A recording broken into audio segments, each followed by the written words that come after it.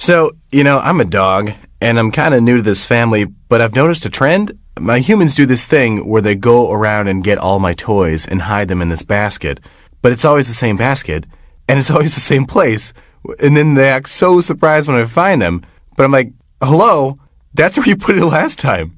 Humans are the worst at hide and go seek. A person is the best thing to happen to a shelter pet. Be that person. Adopt. Brought to you by the Ad Council and the ShelterPetProject.org. Well, today we see a 60% chance of freezing rain or rain. It'll be cloudy, and the high should be near 50 with breezy winds out of the southeast at 10 up to 25 miles an hour. The rain chance is 60%. Tonight we'll see rain and maybe a thunderstorm before midnight. Look for a low of 43. This is the award-winning broadcast of Healthy University, bringing health and vitality to you and your family, brought to you by Scotland County Hospital in Memphis. Now, here's your host, Dr. Randy Tobler. Doctor, my eyes have seen the years and the slow parade of fears without crying. Now I want to... Welcome to Healthy You. Good morning. Freezing rain later? You really think that's going to happen? I don't know. But we won't have any slip-ups here, will we? No, none. Absolutely none. Never, ever do we How's have Bud a Wilson slip-up. this morning? Good. How are you, That's Doctor? good. Better than I deserve to How's be. Miss Elisa? Good, very good. Plenty of sugar going on? You betcha. That's good. She's our sugar gal here on the program. Harlow's like going, what in the world are you guys doing? Harlow's always going what in the world I know, are you guys doing? yeah. But Although the more sugar, the better for his business. There you go. It's a good thing. He's looked at my teeth for how many years? Yeah. I ought to get a royalty for talking about sugar all the time here on the program. Yeah. I'll tell you. It's good for the dental business. Hey, well, welcome to the program. A little bit later on, a very, very timely visit with Dr. Tim Jordan, developmental psychiatrist and a friend of mine who lives, eats, breathes, sleeps raising kids and how to raise them well and how to deal with the problems that I know, Bud, you never dealt with. Elisa, you're never going to deal with. I've never had anything to do with anything. Oh, no, my kids are the Hallmark kids. Yeah. I know. They are. But everyone's kids have moments that aren't Your Hallmark. kids are good. They are. I know. When you see them. And when they're sleeping. No. They are good kids. My son started a job up in Northern California, and he's doing great. And many thanks to Elisa for making a connection there. I think that's another line she can get into, sort of like the job matchmaker kind of person. But the trick to that is, if you succeed, you're a hero. If it fails, you're a zero. Oh, that's right. That's a lot of pressure. Yeah, no. You always succeed. I've never known you not to succeed. But we're going to talk in light of especially the news, the tragic news coming out of Ohio the other day, about bullying, about how kids can snap and not give out a lot of signals when they do snap, and how to best cope with, I think, what is a largely distractible, reactive, excitable, and sometimes, I think, increasingly unstable generation as a generation, because they're getting cultural messages that are out of sync with what they're getting on Sunday mornings or Saturdays at the synagogue or wherever they're getting, maybe home at devotional, and they're getting some of their messages. Sadly, some of those kids aren't getting any grounding from the synagogue or the church or the or the devotional at home. No parameters. And when you got how many kids now living with single parent households and trying to make ends meet, it's a tough time for kids. Yeah, it is. And Tim specializes in that kind of a situation, as well as some of the more trivial things, like all the way from, how do you deal with power struggles, whether it's over green beans versus the gooey butter cake, or how do you deal with, friend issues and cliques and non-cliques and so forth. So if you have any questions with parenting and child development and psychiatrically speaking, behaviorally speaking, you'll want to give us a call, because it's always a good time when Tim's on, and very meaty stuff. Yeah. You got some meaty stuff from the hospital? Always. What's up? Well, one of the things I want to mention is prenatal classes. It'll be Monday and Tuesday, March 19th and 20th. Now, I know that's a ways away yet, but put it down on your list of things to do. It's from 7 to 9 in the evening, both nights, and there'll be tours, refreshments, and folks, this does not matter whether you're going to have your baby at Scotland County Hospital or not. That doesn't matter. That's not of a concern to us. What is of a concern to us is that you come to prenatal classes and learn as much as you can before the event, because I remember 2.5 days after my daughter in Pensacola, Florida gave birth, and I got this phone call. And it was really directed more towards mom than it was towards dad. And it's like, what do I do? You know, there was no owner's manual with this thing. It's funny. It's funny how on the other end of the pregnancy, they never ask you those questions about what do I do or what do I not do. It's always once they're pregnant, they're asking, oh my gosh, what's going on? And you're holding this little thing in your arms, and it's like, help. Yeah. But anyway, prenatal classes are designed to do that. They're designed to show you the journey to birth and learn as much as you can. Come to these classes. Again, that's on Monday and Tuesday, March 19th and 20th. Please call and just let us know if you're going to be in those classes, because we'll have refreshments and things. We need to know how many. And again, you do not have to be coming to Scotland County Hospital to have your baby, but we want you to have these classes too. Yeah, and I know that Kathy Farley asked me if I'd speak on one of those evenings. What nights are they? 19th? No, they're the March? 19th and 20th March. Yeah, Okay. It's a Monday and a Tuesday night. I think I'm talking She probably lined Tuesday you up night. for Tuesday yeah, night, yeah. I imagine. Yeah, there's a warm-up act on Monday, and then I'm talking on Tuesday, I guess. So, yeah. Good. And there's all kinds of things we're going to be involved in. The hospital will be a presence at Schuyler County Fun and Family Night on Thursday, March 22nd. That's over at Queen City.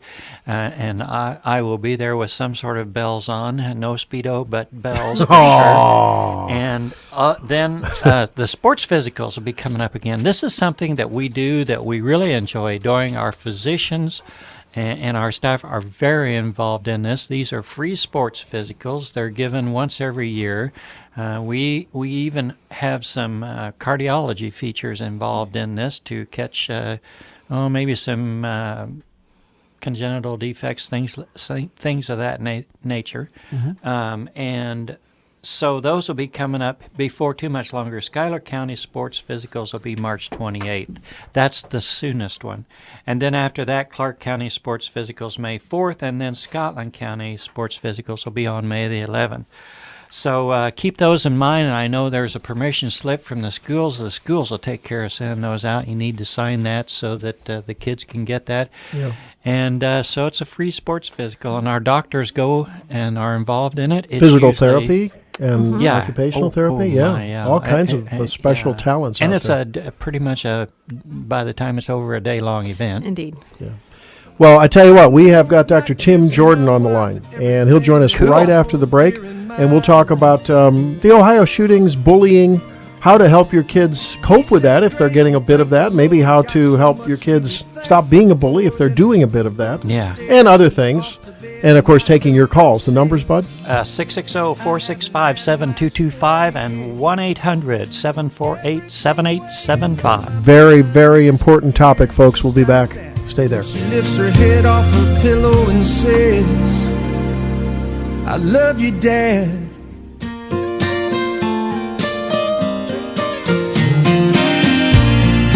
I don't know why they say grown men don't cry.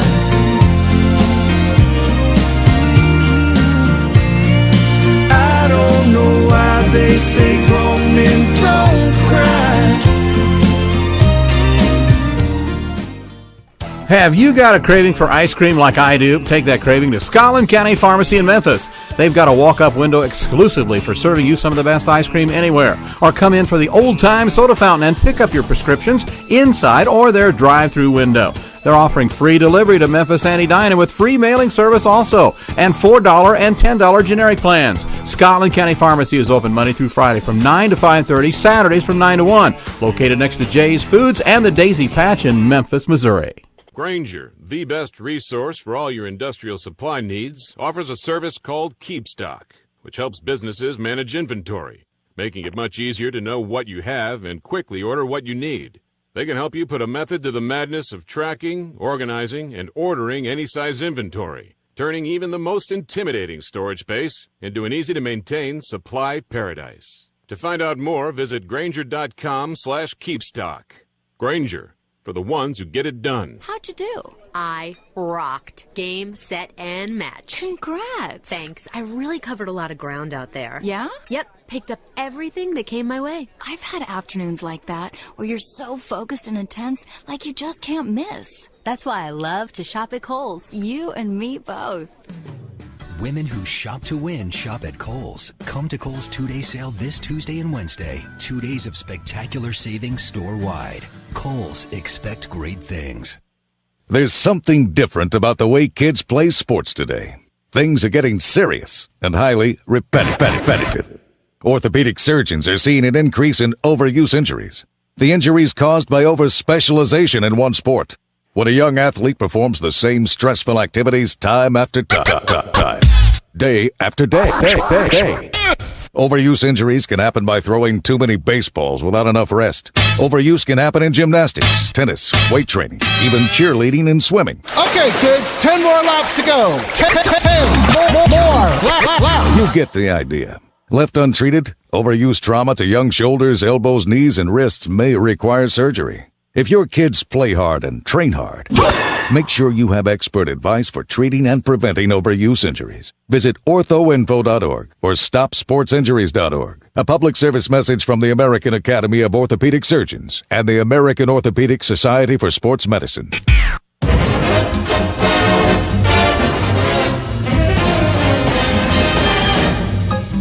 Well, baby, what I couldn't do with plenty of money and you, in spite of the worry that money brings, just a little filthy lucre buys a lot of things, and I could take you to places. And we're back. It's 16 after the hour here on Healthy You. Remember, if it's Tuesday morning on KMEM 100.5, it's Healthy You. Thanks for being here.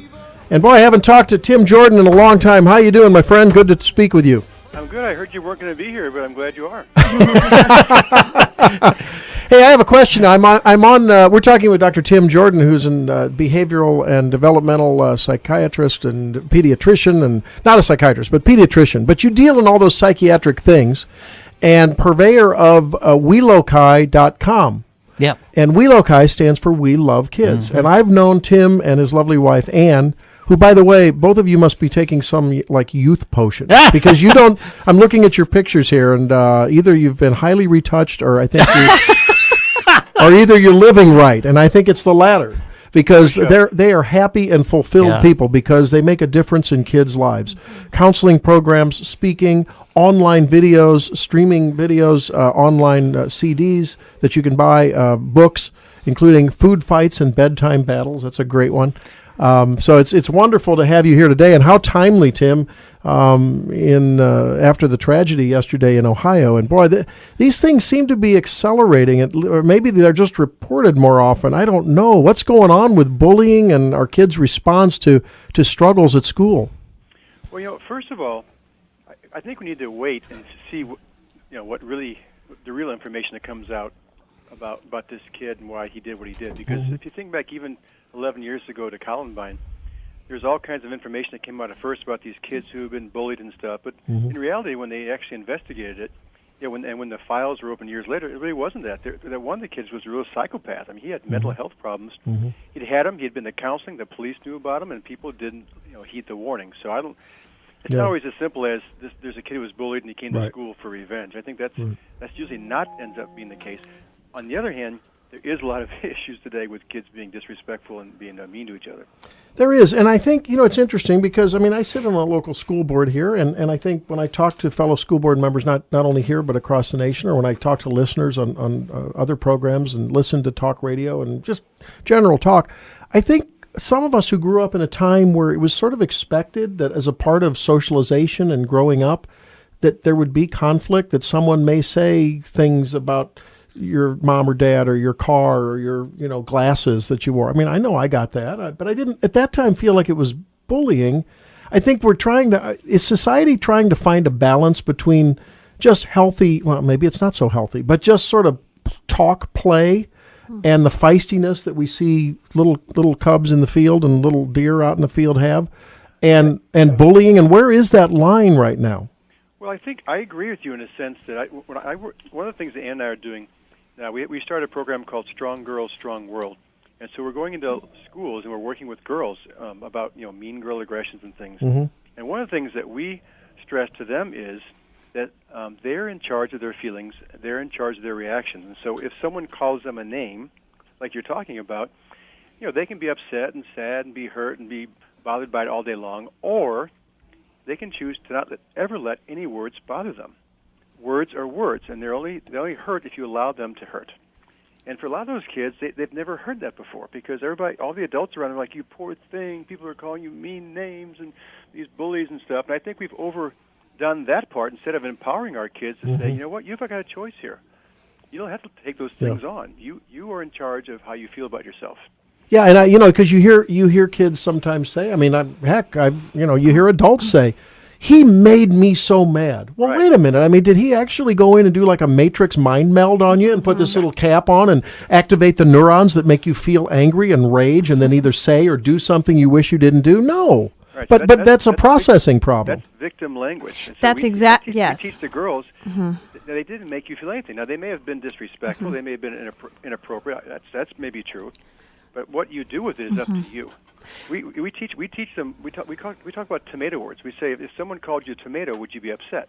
and they do what you just did. And they laugh. They say no. I say why not? Well, because that's stupid. I'm not a tomato. We said exactly. So your challenge for the rest of your life is to make any word someone calls you a tomato word. They're not mean words. They're just words. You can make them mean, or you can say, I'm not that word. I'm not stupid. I'm not a geek. I'm not weird. I'm not whatever. Just calm down. I'm not a tomato. And then you smile, you walk away, and it doesn't get to you. And that's it. That's not always easy, but I'd rather challenge kids with that than say, you poor thing. But Dr. Tim, don't you think there is a group of kids out there, either through nature or nurture, that have learned to enjoy playing the victim role? Yes. And how do you get past that with that child who just really capitalizes on playing that victim role, and that's where they find their fulfillment? Well, what we do is we focus on the whole class. We don't focus on the bully, and we don't focus on the victim. So we sit the whole class of girls, so there may be 15 or 20 girls, and we sit them down and we talk about stuff. And if there's issues going on, we have them talk about it with each other. We have them work it out. We give them the language to do that. We give them the skills to do that. Girls don't know how to handle things directly. They've been taught not to. They've been taught to be good girls, and good girls have friendships where there's never arguments and there's never conflicts, and they're so afraid of losing their friends if they bring something up that they avoid it. So we give them an opportunity and the skills to do it, and when they do, a weight is lifted, and they can handle things, and so things don't fester. Because when things fester and things don't get handled, that's when it becomes mean girl stuff. Yeah, and so I guess, again, it seems like a tightrope. If I'm the local high school counselor or maybe a trusted teacher, while I may see that there's some bullying going on or some behavior that student is interpreting as bullying and genuinely is legitimately inappropriate, I guess I'm sort of torn. I'm just thinking through the practical aspect of this. Am I going to be an enabler of that victim mentality and come to the rescue of that child every time someone looks at them and they come to me and say, well, he looked at me bad? Or, and how do I balance that with the real bullying that can be harmful to kids? Because we know that at some level, it becomes sort of like a West Side Story and, there's people ganging up on people. And I would think from the people on the ground in the schools and in the households, that's a tough tightrope to walk on, isn't it? It is, and you have to remember too that 99% of it doesn't happen in front of adults. We don't see most of it. When we get the girls talking in these schools, the teachers' mouths drop open. They didn't have any idea this was going on. Because they don't do it in front of you, and especially with girls, it's not like boys who just whack each other and punch each other with a bloody nose, and it's easy to see, and then boys don't hold grudges and they move on. Yeah. But with girls, it's more subtle. It's looks. It's all kinds of things. And so I think that's why they need safe spaces to talk about it, open up, handle things, make commitments to each other, and they need practice. Just like you don't have one math lesson, then you're ready for calculus. You practice. These are skills. These are muscles that need to be exercised. So when you speak about these things, and folks, if you want to learn more about Dr. Tim and Ann Jordan, and their practice, their counseling practice, their speaking engagements, and so forth, you can log on to weloki, WELOKI.com. So are you talking about actually maybe doing rehearsed responses, if in a way? I mean, giving people a working tool chest of the types of things they may say in response to when they would otherwise say, "You made me feel bullied"? Sure, yeah. We give them some language, we give them some words, but and maybe even more important, they understand why people do what they do. So if we get two kids sitting in the center of the circle, girls especially, and then these two girls really talk through what's going on, and we have them get below the surface of, well, she said this about me, or she didn't invite me to her birthday party. There's almost always another story underneath that, where they were maybe excluded in their last school, and they're really sensitive to being left out, or maybe there's another loss in their family, or so there's almost always some other reason why they're sensitive or why they behave the way they did. And so when they get a sense of that's why this is happening, then they start understanding each other at deeper and deeper levels. That understanding ends up being that people are more tolerant, people are less judgmental, people are more willing to be sensitive to each other's sensitivities, if you will. And I think that causes lots of that mean girl stuff and all the disrespectful things to go down. It happens because they're that age. They're insecure and they're working on their social power. Some of that is developmental. But that doesn't mean just let it go. It means they need help. They need some guidance and they need some skills. That's Dr. Tim Jordan, a medical doctor, a developmental and behavioral pediatrician, speaker, author, who along with his wife run a tremendous, and I think it's a wonderful interconnected practice, Children's and Families Inc., a counseling program, speaking. And I would really urge all of you to check out the website and consider sending your kid to Camp Weloki, weekend summer camps, maybe inviting him and Ann to come and speak to you, because and I guess when you speak to groups, do you like to have the parents and the kids there, I guess, right? Or do you like to segregate them? Sometimes it's just an evening talk for parents. Yeah. We've traveled around. We do some mother-daughter retreats. We've done some father-daughter retreats in different places, and it just kind of depends upon what they want. So let me ask you this, because it seems to me as though the core problem, I deal with what I view as, it's becoming a societal problem, and that's, of course, young women and young men engaging in intimacy long before they should, and they're able to process and deal with that. And my sort of simple-minded conclusion has really come down to the fact it's just another way, in many other than the natural hormonal surges, but it's another way of approval and trying to gain self-esteem in all the wrong places. Do kids that do bullying, are they looking for approval? What are they getting out of it? How does that relate to sort of the gaining self-esteem, the look for approval, the people that incessantly are on Facebook telling all their friends every time that they paint their nails or every time they just ate a muffin for breakfast? I mean, isn't that ultimately all about trying to search for self-esteem? I think kids bully for a lot of reasons. I think sometimes it's because it's a way of being powerful, and they're powerful kids, and it's a misguided way of being powerful, but it works. For some kids, they have stuff going on in their lives, they're angry, and they take it out on other people. There's some kids who have been bullied, and so it's their way of getting even. For some kids, it's their way of protecting themselves, because if they're at the top of the chain, then they're not the target. There's lots of reasons why kids do it, which is why I don't think you can't have a knee-jerk one way to handle it. I think you have to understand, why is this kid doing it? What's the reason, and then address that reason. Dr. Jordan, we're faced with a technology that provides social avenues all over the place, Facebook and cell phones and everything that's going on, and that's not going to go away. We know that. As a parent, intervention-wise, is there a space where we should draw a line with social medias? I mean, the kids get hurt a lot on those, don't they? Yeah, but two things. First of all, what goes on online is just a continuation of what happened in school. Technology did not cause it. Technology just happens to be another way they can play it out, and it happens to be safer, quote unquote, for them, because somebody's not standing in front of them, and all that kind of stuff. So I think I don't want to totally blame technology, because I think it's just a continuation of the mean girl stuff and the aggressions and the drama that's happening in school. I do think that those kind of, whether it's a cell phone, whether it's getting on Facebook or a social networking site, I think all those things should be earned. I think you earn them by responsible behavior with the previous technologies that you're on. So when it's time to turn it off, you turn it off. if you're on the computer, you don't go to inappropriate sites, et cetera, et cetera. So kids can show you over many, many months that they're responsible enough and they're making good choices with whatever they're on now, and they've earned their right to try the next level. If they haven't earned it, then they shouldn't be on it. And if they break the agreements about those things, then just telling parents, I'm not ready for it. That's all. I'm not mature enough, responsible enough. So it should be taken away until the kids can prove over many weeks and months that they're ready for it. And I think parents should tell their kids if they're in high school and they're going to be on Facebook to say, I'm going to check every once in a while. Just I need your password. I'm not willing to be on sites where I don't have a password. I'm not going to check everything you write every day, but I'm going to check periodically to make sure you're being appropriate. I think that's okay.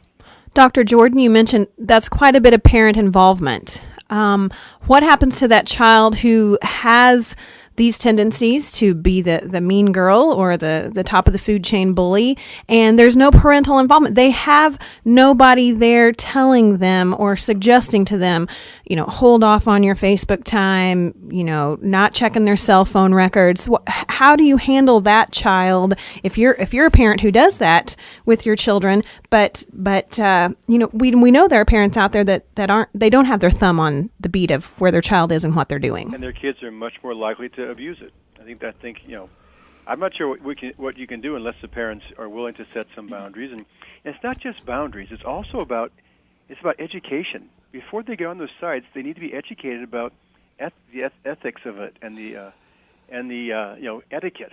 There's things that you shouldn't do. There's things you shouldn't say. If you're angry, you shouldn't write. You shouldn't talk to somebody about that until you cool down.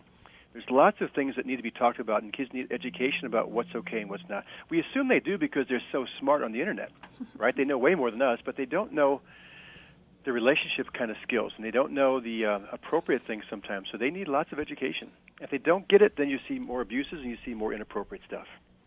That's Dr. Tim Jordan, and taking time out of his very busy practice. We just have a couple minutes left.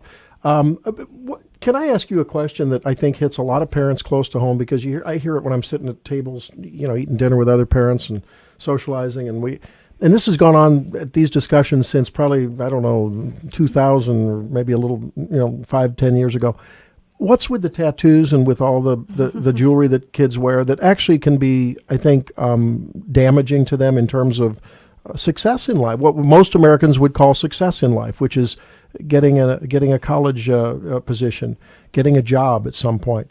Look, I'm as you know, Tim, I'm sort of a small L libertarian. I think people ought to be able to do what they want to do, and that's not what this is about. But it's about how do parents go about when kids want to do things that are permanently altering themselves, and that may, at least in some avenues, in some communities, in some establishment circles, be harmful to these kids. What's a parent to do? Kid goes down and goes on vacation to spring break as a high schooler, and they come back with a scorpion on their neck, and they think they want to go and be a professional in the executive suite. Yeah. And yet they've already done that. I think those kind of questions are questions that parents, it's the same with when kids decide to go down a drug, and have that first experience. Parents are terrified about what's going on when they're not there.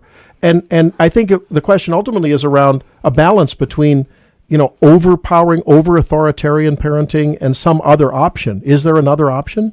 Well, sure. But I think, first of all, it starts with your relationship. If you have a good relationship with your teenager, i.e., they feel comfortable talking to you about things, doesn't mean you're best friends, but it means there's respect both ways, and your kids feel like they've had a lot of places in their life where they've had choices and say so, then it's much easier to sit down and have discussions about tattoos and piercings and things, and to ask them why they want it and what they think about that, and to have a good heart-to-heart, give and take discussion about the pros and cons, and I think you can have an influence. If there's been arguing and fighting and distance, and parents are distracted or parents are busy and there isn't much time for that, then kids are left more to their own devices, which isn't always a good thing. Just like sending your kid down to spring break, maybe that kid has probably shown them in other ways that he's not ready to go down to spring break without mommy and daddy. I don't think any kid in high school should do that, by the way. But no, I agree. But I'm saying, I think if the relationship is there, then what it means is you have discussions over time about those things. And if it ends up being just, I'm thinking about a tattoo, and then your parent gets mad and says you're never going to get a tattoo. If you get a tattoo, you're not living in this house, and it becomes that kind of thing. And sometimes you're giving some kids another reason to have a tattoo. Mm-hmm. So that's not a new story. So those old famous words from our forebears, you're living in my house and you're going to do what I say. Those just aren't quite effective. I mean, I guess what you're saying is parents need to be good listeners, and I think we all in life need to be good listeners, and especially with our children, even though what they say may not be exactly appropriate even, but at least you need to respect that they're saying it. Right, and it doesn't mean you say it's okay to have a tattoo. Yeah, right. It just means that you listen, you have conversations, and you try and help them see things in a different way. And it may end up being that I'm not willing for you to have one until you go away, until you leave. And when you're 18 or whatever, and you're a man or a woman, and you're free, then obviously I have no control over what you do at that point. But up until then, there's some decisions I'd like to. From because you're a doctor, that their prefrontal cortexes aren't all the way formed. That You're telling me. That says stop, pause, think before you act, don't be so impulsive, think things through. The part of that brain, especially in boys, isn't all the way formed until they're in their early mid-20s, and so that's our job, is to be the prefrontal cortex until theirs develops enough that they can make better choices. All right. Well, Dr. Tim, I tell you, you always seem to make it sound so coherent and smooth and effortless. I just, we need to have you just streaming under our pillows. All the parents need to have a little Jordan speaker there, going through our pillows. Thanks so much for being with us, Tim. Thanks, and again, we want to refer people to Weloki, WELOKI.com, and engage with your kids by engaging with that website and with some of the resources that Tim and Ann offer. Hey, tell Ann hi for me, would you? I will. Okay. Thanks a lot, Ray. Take care. Bye-bye. Bye. He is a super guy. Yeah. He loves kids. He does. And he loves families. Yeah, he does. And he makes it all sound so easy. It's just not that easy. Well, that's why Tim has the practice, right? Yeah, but common sense is not all that common anymore. All right, we'll be back after we listen to a little more Sinatra here. Just a little. I really appreciate your bumper music, even if no one else in Northeast Missouri does, bud. It's like sugar to me, okay? Okay, well, maybe. We'll be back. Hey, let's open up the phone lines. Yeah. We haven't done that in a while. Sure. 1-800-748-7875 and 660-465-7225. You can call us about anything, and it's free. Dealer's choice. Your turn next. Nice and easy does it. Nice and easy does it. Have you got a craving for ice cream like I do? Take that craving to Scotland County Pharmacy in Memphis. They've got a walk-up window exclusively for serving you some of the best ice cream anywhere. Or come in for the old-time soda fountain and pick up your prescriptions inside or their drive-through window. They're offering free delivery to Memphis and Edina with free mailing service also, and $4 and $10 generic plans. Scotland County Pharmacy is open Monday through Friday from 9 to 5:30, Saturdays from 9 to 1. Located next to Jay's Foods and the Daisy Patch in Memphis, Missouri. These days, who isn't on a budget? Whether it's a ramen noodles every night budget, a cutback on your cable channels budget, or how in the world am I ever going to put my kids through college budget? Allstate has something just for you. The Allstate Value Plan. It's their most affordable car insurance, and it still comes with an Allstate agent. Plus, the Value Plan includes Allstate Easy Pay, so you can stay on top of your payments without even thinking about it. The Allstate Value Plan. It's the kind of car insurance that fits any kind of budget. It's Allstate for all. There's an Allstate policy for everyone. Why not see how much you can save with the Allstate Value Plan? Find an agent near you at allstate.com today. Subject to terms, conditions, and availability. Allstate Property and Casualty Insurance Company and Allstate Fire and Casualty Insurance Company and their affiliates, Northbrook, Illinois. The Allstate Value Plan. Dollar for dollar. Nobody protects you like Allstate.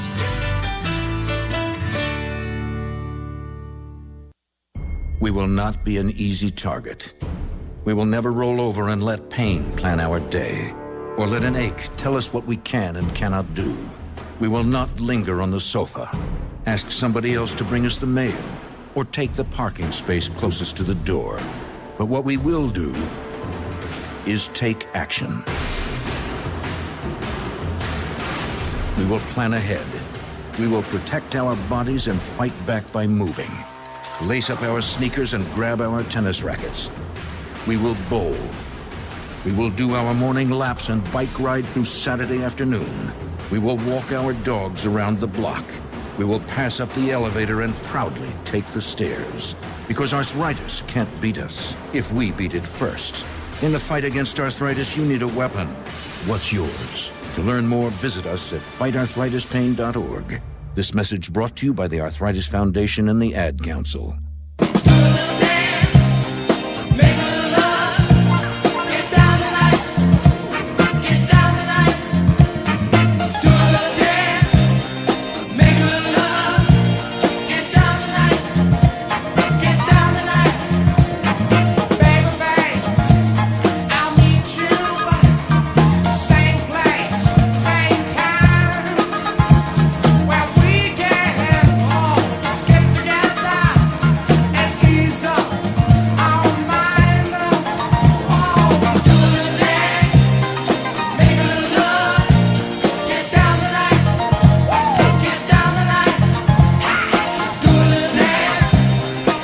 Oh, man. They were starlets first. Disco Bud.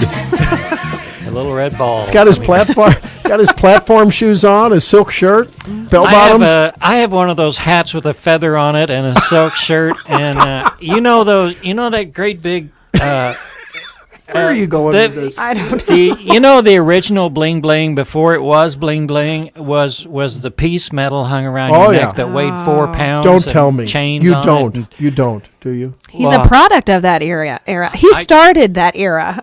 Yeah, I have pictures. You got more. You probably got more tie-dye shirts than Dennis Rodman has tattoos. No, I don't know about that. That's we're talking about tattoos in the last segment. By the way, you're listening to Healthy You. In case you wondered, this isn't the Diamond Disco Hour.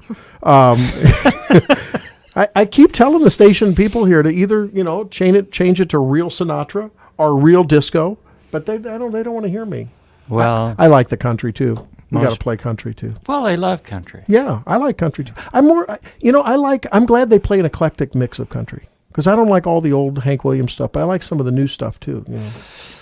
Well, I didn't grow up with the old stuff. No. But I like the new stuff. I once saw Martina, the best concert I ever saw, not that I'm a big concert goer, but the best one I ever saw was Martina McBride. She did a benefit for the children's hospitals down in St. Louis, the Cardinal Glennon Children's Hospital. Wow. The best concert. Brought us to our tears. It was amazing. Yeah. Yeah.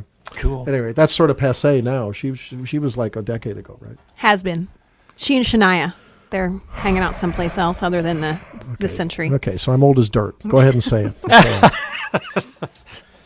Hey, ladies, if you're going to get out and exercise, you may want to discard the formula that has applied to men for so long, which is 220.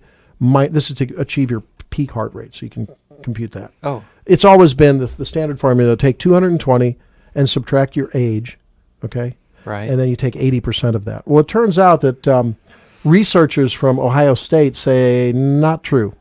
Exercise intensity should be high enough to help your health, but not so high it endangers your health. And I think this applies not if you're a team, track star. I mean, that's not what I'm talking about here. I'm talking about if you're 30 plus, especially if you've been sedentary and you've decided you're going to, you're going to really step it up. And it's coming. Weekend warrior time is upon us. It's very coming. shortly. It's coming, and so, it's the American way. If it right. hurts and it's painful, take 4 instead of 3.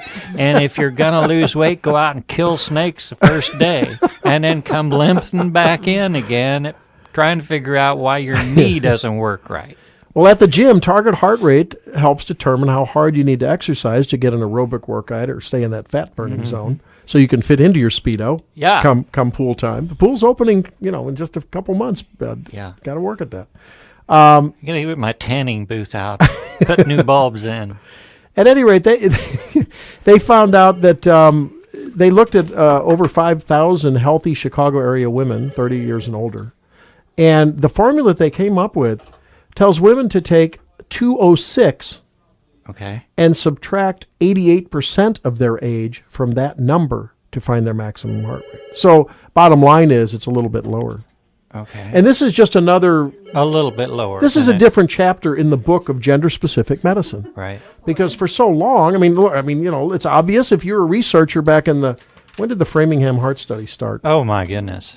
We have Heather Martin, medical student, with us here. Do you know that? You're supposed to know that stuff. 60s? 60s, yeah. It was probably 40 years ago. Yeah, that's right, 40 years ago. And that was a time when the American medical community was trying to make a huge dent in heart disease. And at that time, heart disease was predominantly a predator of men, okay? Well, at least it was touted as that. Yeah. Okay. Yeah. And so all of the things that we learned initially about cholesterol-lowering medicines and aerobic exercise and on and on, guess who? were all for men. Yeah.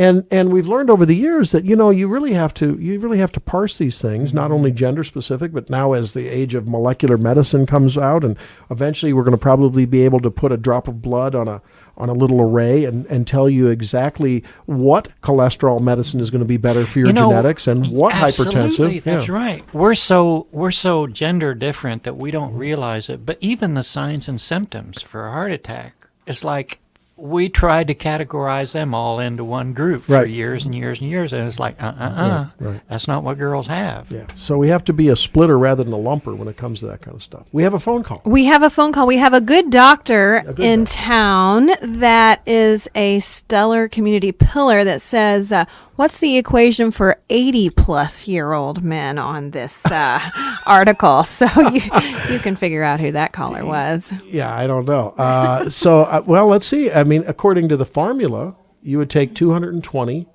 minus 80, which is 140, right? And that would be your maximum heart rate. But your aerobic zone would actually be 80% of that, which is whatever 24 minus whatever. It's why is he even worried about that? He just got back from New York City, for crying out loud. The guy that we're talking about, I happen to know, is a guy who very shortly will be out tending the garden on the hillside. That's true. And doing all that. So this is the problem. These are just sort of generic, if the safe recommendations. But for a guy who could probably be in the Senior Olympics, if it's the guy I'm thinking about, 112 would be the number. Well, 112, I mean, this guy, that's just his working rate. I mean, that's nothing. Yeah. So for this guy, you're probably talking, 120, 130 for a target heart rate. But really, ultimately, you need to talk to your doctor, especially, again, I use sort of the 30 to 40 age range, depending on other risk factors. If you have hypertension, if you have cholesterol problems, if you have a strong family history, if you smoke. If I'm 35 or more, I'm getting a thorough checkout before I start a vigorous exercise program. Especially if it involves a lot of aerobic exercise and also strength training, because that puts tremendous elevation in your blood pressure, and there can be some episodic acute impacts on your heart. And so it's never a bad idea to get that checkup. If this is then move on. Right. And if this is a doctor I'm thinking of, give him some Glenn Miller and some Duke Ellington, and it's not going to matter. Did you say Glenn Livett and some Duke Ellington? I don't know what Doc's poison is, if he has a poison or not. We'll have to discuss that sometime. Yeah. That's one thing I don't know about Doc. I don't know. If not, I'm going to teach him about it. All right. Hey, we're going to step aside here and then take some more calls, talk about some more medical stories. The numbers again are 465-7225 locally. And 1-800-748-7875. Stay tuned for lots more on Healthy You. It's 13 till the hour. More disco. Disco. I should get out my trombone. Used to play in a horn should. section playing disco. I heard you're going to get it out. I may. Got a lot of work to do. We'll be back.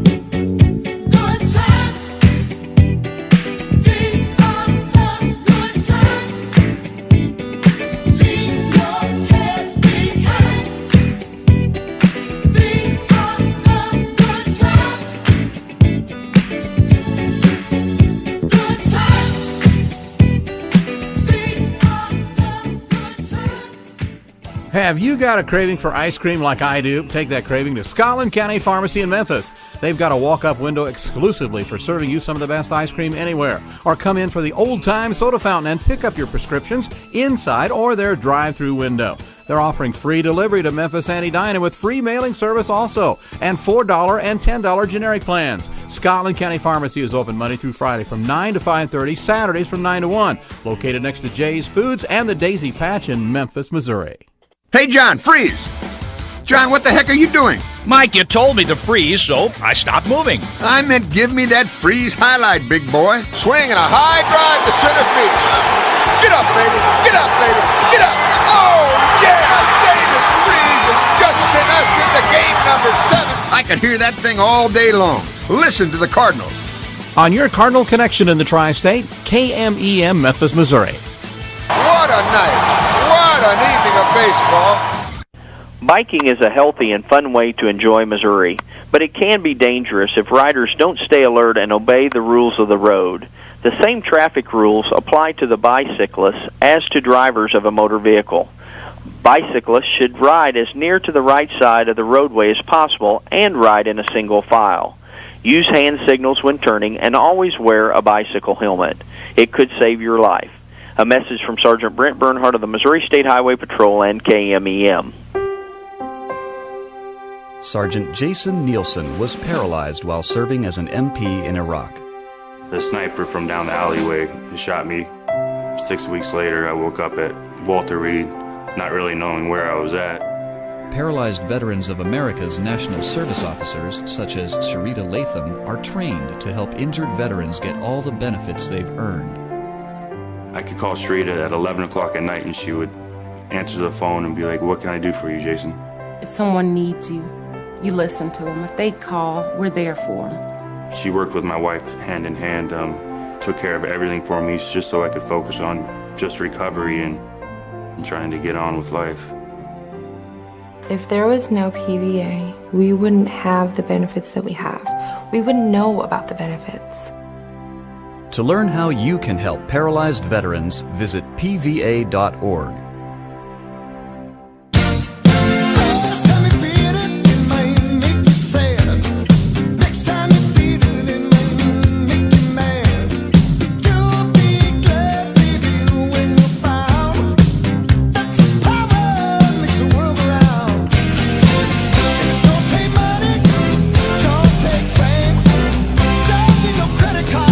Listen to that horn section. Oh, that's a beautiful thing. You don't see many horns in bands anymore. They don't have like the old Blood, Sweat, and Tears in Chicago. And That's because they can reproduce it electronically. You cannot produce a living horn section. You have been replaced with technology, No, Dr. Tobler. the living horn section gives you the visuals too, with the moving and the grooving and the shaking. Huey Lewis did Come to that. think of it, I think I like the electronically reproduced variety. Hey, in case you didn't know it, the flu season is in full swing. We've been waiting for this to happen. Now, I wouldn't say we've had a real strong impact here, but as a percentage of sort of upper respiratory specimens that are positive for flu, the region including Missouri and Iowa and Kansas and Nebraska, the percent of those specimens positive for flu, 20%. Yeah. 20%. And so things are actually on the upswing, and it's not too late to get your flu vaccine. It is not too late to get your flu vaccine. Do you think people equate the weather a lot of times with the amount of flu there is? Yeah, I mean, the experts are still sorting this out. The fact that we did have a milder winter may have a little bit to do with the fact that it has not hit us as hard because we didn't get as many people accumulating as often and congregating in small spaces. Yeah. And, but the other thing is that I think we've done a much better job over the last 5 years of not only expanding that population that gets vaccinated now from 6 months on. Remember, it used to be selected populations. If you're over 50, if you have a respiratory illness, whatever. Right. Now it's pretty much universal vaccination with some exceptions. Wash your hands, wash your hands, wash your hands. Yeah. Did anyone else in your house get it when you had it right after the first year? Or you? I'm not sure that I had the flu, but it sure felt like it. Yeah. And I didn't get myself tested because I'm a bad patient. But that's another thing. Docs are the worst patients. I think nurses are just about as bad. Well, I mean, people in the medical business, I'm it's not like sure my why. head hurts. It's like, well, take an aspirin. Oh, I will later. Yeah. So I just put on a mask and kept on working. I don't know. I didn't worry about it. Put on a mask. I know I've seen other docs doing that around. Well, did you have a fever? That's what they always ask me first. Yeah. Did you have a fever? I always have a fever for life, bud. No, but anyway, if you get a respiratory illness where, I mean, it's usually fairly rapid onset over the matter of a half a day, you go from feeling relatively well to essentially feeling like you're dead. I mean, the energy is sucked out of you. Yeah. A lot of just terrible coughing, usually sort of a dry cough, doesn't have to be very productive cough. Crawl under the blanket and die shaking, for 3 chills, days. you cannot get warm enough even though you got a fever of 102, Yeah. And if you're getting that, it's worth getting, first of all, going in and talking to the doctor, at least calling them, seeing if Tamiflu is not an option for you. If you get on top of it early, within the first day or two, you can make a difference. But the earlier, the better. Now that's the respiratory. Is there a belly one too? That's really a gastroenteritis. It's commonly called stomach flu, but it's really a gastroenteritis, which means it's a viral or sometimes a bacterial infection of the intestinal tract. And we've had things going around this winter. I think I've seen more of that personally. We're 2 for 2 at our house on that one. Really? Did it make the rounds? It's working on it. Yeah. Oh, I'm sorry to hear that. I hate that. I tell you. It's a deal. That's why I've always been so sensitive to my patients that have morning sickness, because I would rather have 10 days of the respiratory flu than 5 minutes of the stomach flu. And these poor ladies coming in, and it's like, I can do a little something, but all I can do is tell you it's really a good thing from the baby's perspective. That is not a big selling point. I keep asking Elisa, who's a communications professional, how can I sell this a little bit more? It's like, I'm throwing up, I'm getting dehydrated, I'm going, good for the baby. That doesn't sound right. Not a good selling point, no. But it is true. In a way, it does sort of allay some of the anxiety, doesn't it? No. There are actually things we can do. It makes it reality. Yeah. I mean, I actually get a little nervous when I have a lady come in for her first visit, and I'm asking about morning sickness. She goes, not a thing. Everything's good. Any changes going on? No. Because it is a tremendous hormonal change when you're pregnant. And the more hormonal you are, in many ways, that's a good thing. Well, even your center of gravity changes. Everything changes. You have to be careful you're about sitting all in a things. room. You're sitting in a room among women. That's dangerous territory. Well, it's just friend. like when you're going I'd up be and down. Very careful there, bud. When you're going up and down the steps, though, you really do need to readjust the way you go up and down the steps. Have you looked at you were in my center of gravity lately? So, you read those stories, I never knew I was pregnant. Yeah. Is that true? You're a gynecologist, OB guy. Tell me, are those true life stories that you read about in the tabloids? I think those are largely denial. Now, there are women who come in who are maybe very early pregnant and have a pregnancy accident, like maybe they're, 18, 20 weeks. And, most people know it if you examine them, but they may just think they were getting fat. But I'm talking about people that come in with a full term. You rarely see this beyond adolescence. I mean, you don't see someone over teenage doing this. What I have seen, on the other hand, I remember times when I was a resident and beyond, when we would be summoned to the emergency room with a lady literally in the throes of labor, just huffing and puffing and screaming and yelling and, oh my God, it's coming out. And it's like you feel like an idiot because, can't hear the heart tones. Is this a stillbirth? What's going on? And you end up getting the ultrasound and there's a normal little uterus and a negative pregnancy test. It's called pseudocyesis. Oh. It's a psychiatric condition. Where it often happens in women who desperately want to be pregnant for whatever reason, and they get bloated. Their stomachs are big. It fools the doctors. Seriously? I've been fooled. You examine these people, and you go, well, yeah, seems like it's good, term baby, and then you start doing a little more investigation. I've seen it once or twice. It's an amazing thing. The human mind and the human brain is at once wonderful and at the other time wacky. It's the most fascinating thing in the world. Childbirth is a great thing, but I wouldn't want to fake it. Wow. Well, I think that speaks to just how desperately some patients want to be pregnant. I've been pregnant twice by my wife, and I never noticed anything like that. But then my prefrontal cortex never did develop right either. What did you say? You were made pregnant twice by your wife? She took advantage of you? Yeah, well. I don't know what we're going to do with you, bud. I don't either. I just don't know. Do you think there's any salvage, Elisa?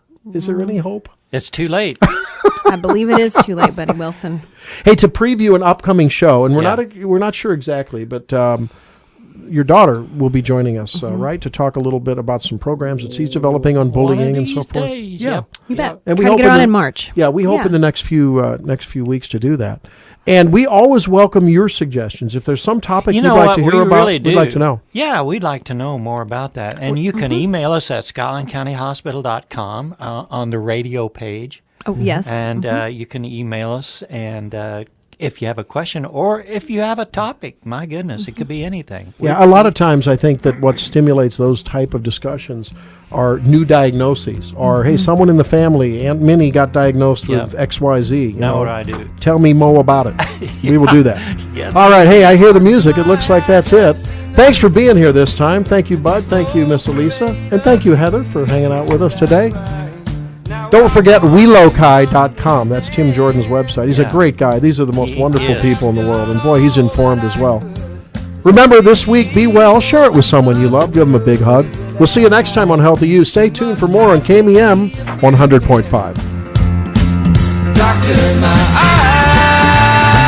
eyes, tell me what is wrong, 'cause I'm wise to leave them open for so long.